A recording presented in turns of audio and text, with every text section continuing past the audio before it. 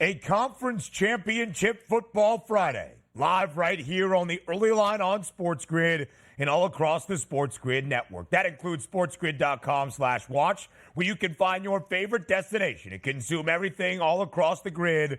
I am Ben Stevens. He is Donnie RightSide, and it is a conference championship football Friday. For the next 3 hours, up until 11 a.m. Eastern time, only 2 days away from Conference Championship Sunday, we get you set for both the AFC title game in Baltimore. It's the Ravens and the Chiefs. In the NFC Championship game in Santa Clara, it's the San Francisco 49ers and the Detroit Lions. The NFL's Final Four, Donnie RightSide, looking for 2 spots in Super Bowl 58 in Viva Las Vegas.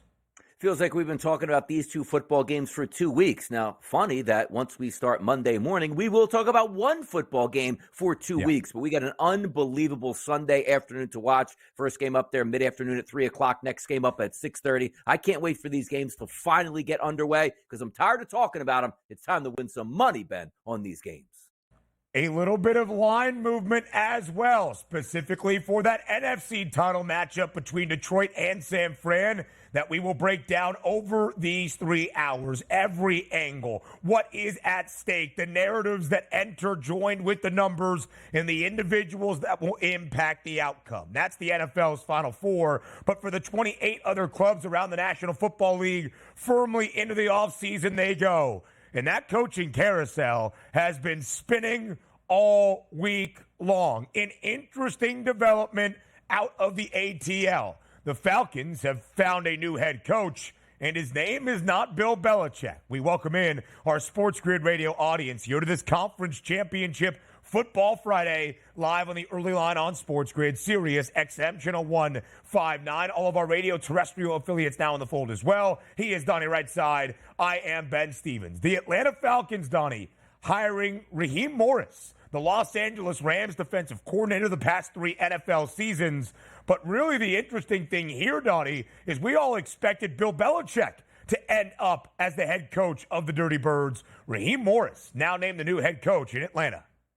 I'm absolutely shocked by this. We'll talk about it a little bit later. But it's not that Raheem Morris isn't a good coach. But if we're saying, all right, let's hire a defensive coach here in the building for Atlanta, which desperately needs a new quarterback and somebody to mentor and hopefully get a great offensive coordinator and mind in there, you went with Raheem Morris over the single greatest defensive mind in the history of professional sports in Bill Belichick. That's the head scratcher there for me, Ben.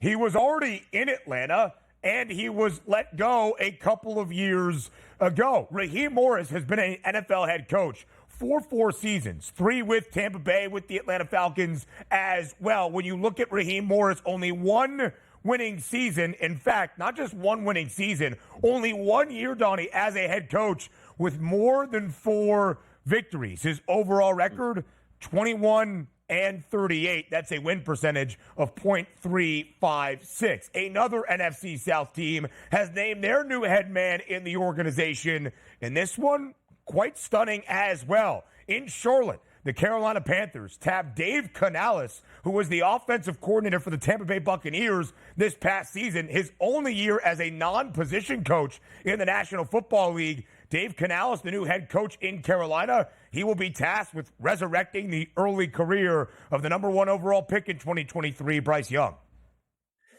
And I'm going to take a deep breath on this one. Hey, I like an offensive mind being hired, but we had the 18th best offense in the NFL now has a head coaching job in Carolina. This was one of the deepest draft pools, or should I say head coaching pools, that we've had in years. And you came away with Dave Canales.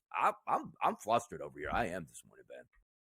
He spent 13 seasons in Seattle under the tutelage of Pete Carroll. 8 as the wide receivers coach, 4 as the QB coach, and an offensive assistant as well. Last year was his first year in the National Football League in Tampa, calling plays, organizing an offensive scheme. It is ironic that Dave Tepper, after letting go of Baker Mayfield a season ago, looked at the guy that resurrected Baker Mayfield's career and said, yep, that's our guy that made our bad quarterback good to be the new head coach. Again, his wagon is hitched. Dave Canales, whether he likes it or not, to the number 1 overall pick in 2023, Bryce Young, who had a disappointing rookie season, to say the least. Plenty more coming on this conference championship football Friday. Now to the NBA. The New York Knicks have won 11 of their last 13 games, and last night at home inside Madison Square Garden, a huge victory for the Knicks. Nearly a 40-point margin,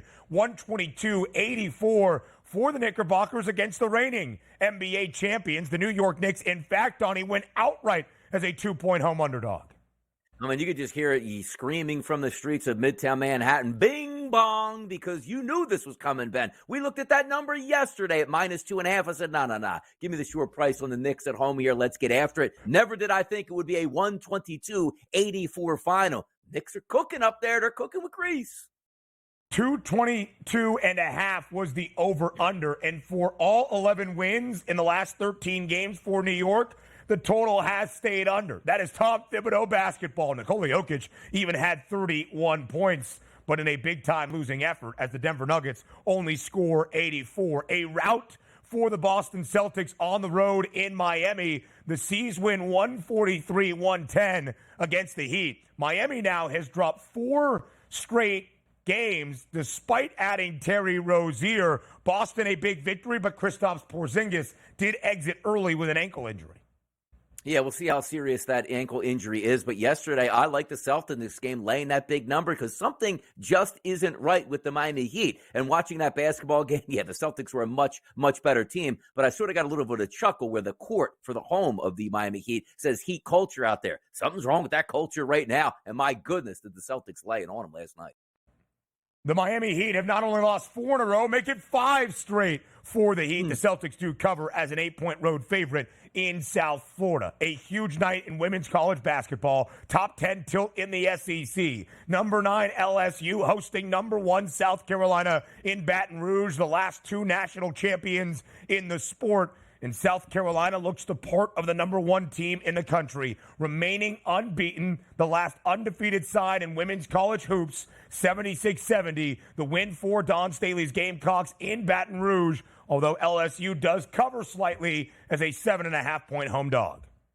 Good teams win, great teams cover. LSU was in control of that basketball game just about all the way through and almost let it slip at the end. But 9.5 points LSU was getting. Don't feel bad, LSU. Come on now. You covered that spread. It's all right. It's all good. South Carolina, a perfect 18-0 and a perfect 6-0 in SEC play. A stunner in Corvallis. Jordan Pope, have yourself a night. A 31-point performance where the final 3 came at the buzzer as the Beavs upset number 9 Arizona. Oregon State winning outright as a 17.5-point home underdog, and a huge upset at the Australian Open in the men's semifinal. The 33-match win streak for Novak Djokovic comes to a close. Jannik Sinner pulls off the upset in 4 sets. Around the association next.